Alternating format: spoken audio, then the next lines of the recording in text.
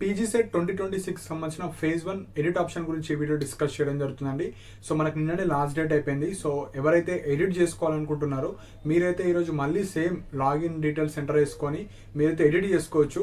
So ఇక్కడ మెయిన్గా 22 July అంటే ఈ రోజు మాత్రమే మీరైతే ఎడిట్ చేసుకోవచ్చు. ఎడిట్ దాని మీనింగ్ ఏంటంటే మీరు కొన్ని కాలేజ్ యాడ్ చేసుకోవచ్చు, కొన్ని కాలేజ్ని డిలీట్ చేసుకోవచ్చు, కొన్ని కాలేజ్ని రీఅరేంజ్ చేసుకోవచ్చు, మళ్ళీ అన్నీ డిలీట్ చేసుకొని మళ్ళీ ఫ్రెష్గా పెట్టుకోవచ్చు. సో మీకు నచ్చిన విధంగా మీరైతే ఎడిట్ చేసుకోవచ్చు. సపోజ్ కొంతమంది నేను ఆల్రెడీ సబ్మిట్ చేశాను, నాకు మళ్ళీ ఎడిట్ ఆప్షన్తో పని లేదు అనుకుంటే మీరు అట్లనే వదిలేసేయండి. మళ్ళీ లాగిన్ చేసి మళ్ళీ దాన్ని ఏం చేయకండి. సో దాన్ని అట్లనే వదిలేసుకోండి. ఎవరైతే ఎడిట్ చేయాలనుకున్న వాళ్ళు మాత్రమే సో మళ్ళీ వెబ్ ఆప్షన్ లాగిన్లో మీరు మళ్ళీ మీ యొక్క హాల్ టికెట్ నెంబర్, మీ ర్యాంక్, మీ పాస్వర్డ్ అన్నీ ఎంటర్ చేసుకొని మళ్ళీ చెక్ చేసుకొని ఫైనల్ సబ్మిట్ కొట్టండి. సో వన్స్ మీరు ఫైనల్ సబ్మిట్ కొట్టిన తర్వాత మళ్ళీ ఎడిట్ చేసుకోవడానికి రాదు. ఎడిట్ ఆప్షన్ ఓన్లీ వన్స్, ఒక్కసారి మాత్రమే ఎడిట్ ఆప్షన్ ఉంటుంది కాబట్టి సో మీరు ప్రాపర్గా అన్నీ చెక్ చేసుకున్న తర్వాత అన్నీ యాడ్ చేసుకున్న తర్వాత ఫైనల్ సబ్మిట్ అయితే కొట్టండి. వన్స్ మీరు కొట్టిన తర్వాత మళ్ళీ ఇక మనం ఏం చేయలేం. మీరు ఫైనల్గా ఏవైతే సబ్మిట్ చేస్తారో దాని బేస్ మీద మీరు ర్యాంక్ కేటగిరీ ఆధారంగా మీకు సీట్ అయితే ఇవ్వడం జరుగుతుంది. సో సెకండ్ పాయింట్ వచ్చేసి చాలా స్టూడెంట్స్ మనకు ఈ ఎస్ఎఫ్ కావచ్చు, ఎస్ఎన్ఎస్లో మాకు ఫీజు రియంబర్స్మెంట్ రాదని చాలామంది పెడతలేరు. సో మనకు ఫీజు రియంబర్స్మెంట్ వస్తుందండి. సో మీరైతే అందరు పెట్టుకోండి. ఎవరైతే ఫేజ్ 1లో మీరు పెట్టుకోలేరో ఎడిట్ ఆప్షన్ ద్వారా రెగ్యులర్ అయినా, సెల్ఫ్ ఫైనాన్స్ అయినా, ఎస్ఎన్ఎస్ అయినా సో మీకైతే ఫీజు రియంబర్స్మెంట్ వస్తుంది. మీకు బీసీ ఈడబ్ల్యూఎస్ స్టూడెంట్స్కి ఇయర్కి 57,000 వస్తుంది. ఫీజు ఎంత ఉండని 57,000 వస్తుంది. రిమైనింగ్ అమౌంట్ మీరు పే చేసుకోవాలి సింపుల్గా. సో ఎవరైతే ఎస్సీ ఎస్టీ మైనారిటీస్ ఉంటారో ఫుల్ ఫీజు రియంబర్స్మెంట్ వస్తుంది. సో మీరైతే ఇంకా ఎవరైతే పెట్టుకోలేరో ఎస్ఎఫ్, ఎస్ఎన్ఎస్ రెగ్యులర్ పెట్టుకోండి. సో నాకు 4 years ఆఫ్ ఎక్స్పీరియన్స్ ఉంది కాబట్టి చెప్తున్నాను. సమ్ స్టూడెంట్స్ వాళ్ళు వేరే ఛానల్స్ కావచ్చు, వేరే వాళ్ళని అడిగి ఆ పీడిఎఫ్లో చూసి వాళ్ళైతే పెట్టుకుంటలేరు. సో మనకి ఇక్కడ చాలా తక్కువ సీట్స్ ఉంటాయి కాబట్టి సో మీరైతే అన్ని పెట్టుకోవడానికి ట్రై చేయండి. సో థర్డ్ పాయింట్ వచ్చేసి సో ఇక్కడ ఎవరైతే సిఎస్సి ఐటీ బ్యాక్గ్రౌండ్ స్టూడెంట్స్ ఉంటారో మీరు ఎక్కువ కాలేజ్ పెట్టుకోవడానికి ట్రై చేయండి. సో మీ బ్రాంచ్లోనే 10,000 నియర్లీ 10,000 స్టూడెంట్స్ మనకు ఎంటెక్కి మనకు రిజిస్టర్ అయ్యారు.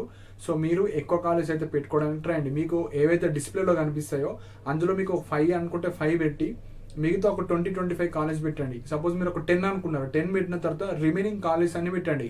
సపోజ్ మన ర్యాంక్కి మనం అనుకున్న కాలేజ్ కాకపోయినా ఏదో ఒక కాలేజ్ వస్తే అప్పుడు మీరు డిసైడ్ అవ్వండి ఆ కాలేజ్కి వెళ్ళాలా వద్దని.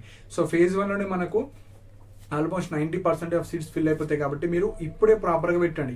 మళ్ళీ సీట్ అలాట్మెంట్ అయిన తర్వాత మనకు ఏ కాలేజ్ రాకపోతే అప్పుడే మనం కొన్ని ఎక్కువ పెట్టినా అయిపోతుందని ఒక థాట్ వస్తుంది కాబట్టి సో మీరు ఇప్పుడు ఎక్కువ పెట్టడానికి ట్రై చేయండి.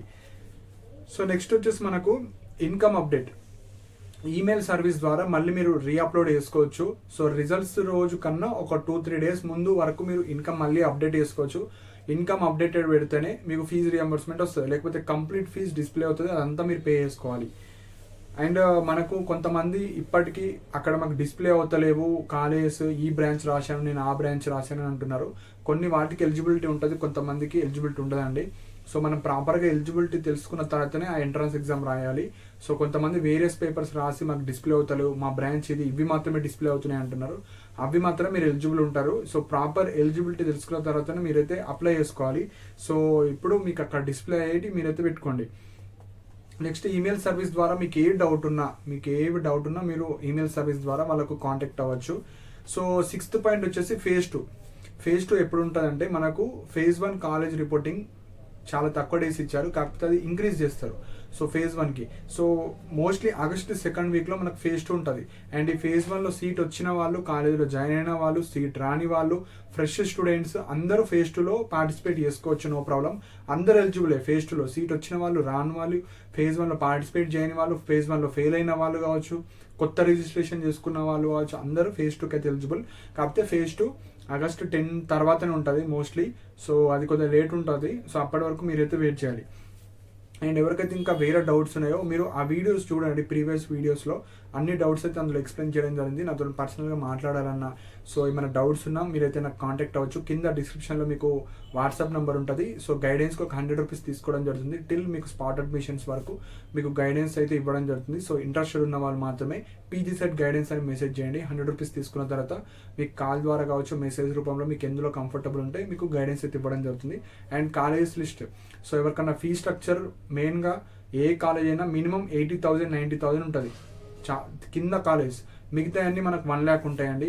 90,000 1 lakh వరకు ఉంటాయి. ఉస్మానియా అయినా జేఎన్టీ అయినా మనకు 1 lakh వరకు ఫీ అవుతుంటుంది.